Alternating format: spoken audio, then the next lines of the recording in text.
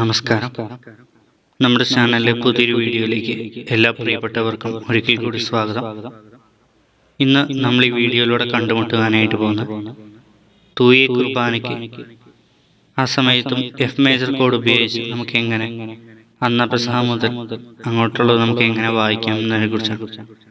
അപ്പോൾ G മേജറിൽ pitch കിട്ടാത്തവർക്ക് വേണ്ടിയിട്ടുള്ളതാണ്.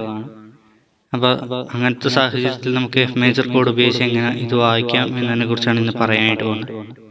അപ്പോൾ നമുക്ക് ഒട്ടും സമയം കളയാതെ നമുക്ക് നേരെ വീഡിയോയിലേക്ക് പോകാം. നമ്മുടെ ഈ സെഷനിൽ നമ്മൾ നോക്കാനായിട്ട് പോകുന്നത് അന്നപെസഹ അതേപോലെ തന്നെ അത്യുന്നതമ. അപ്പോൾ ഈ രണ്ട് സെഷൻസാണ് ഇന്ന് നമ്മൾ ഇതിലൂടെ കാണാനായിട്ട് പോകുന്നത്. അപ്പോൾ നമുക്ക് ഇൻട്രോ എങ്ങനെയാണെന്ന് നോക്കാം. നമുക്കെല്ലാം അറിയുന്ന പോലെയാണ്. അപ്പം നോട്ട്സ് ഇതാണ്: A G F E D E F. Okay,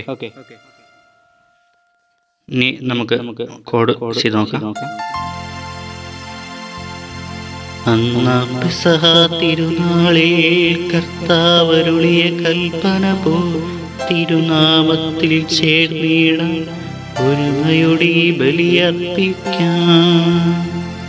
അത് കഴിഞ്ഞിട്ട് അനുരഞ്ജിതരായി തീർന്നിടാം നവമൊരു പീഠമൊരുക്കിടാം ഗുരുവിൻ സ്നേഹമൊടിയാകാം തിരുമുൻപാകെ അണച്ചിടാം.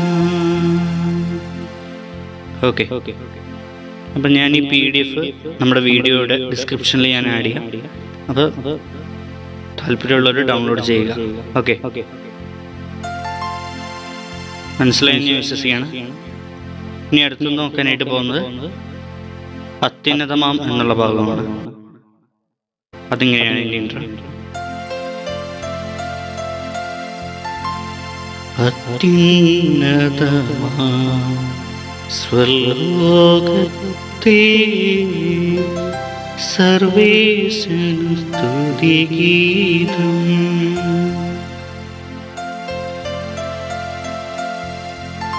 ഭൂമിയിലെന്നും മർത്യനു ശാന്തി പ്രത്യാശയും എന്നേക്കും.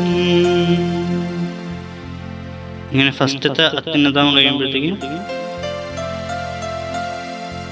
ഓക്കെ സ്ലോ ആയിട്ട് കാണിച്ചു തരാം.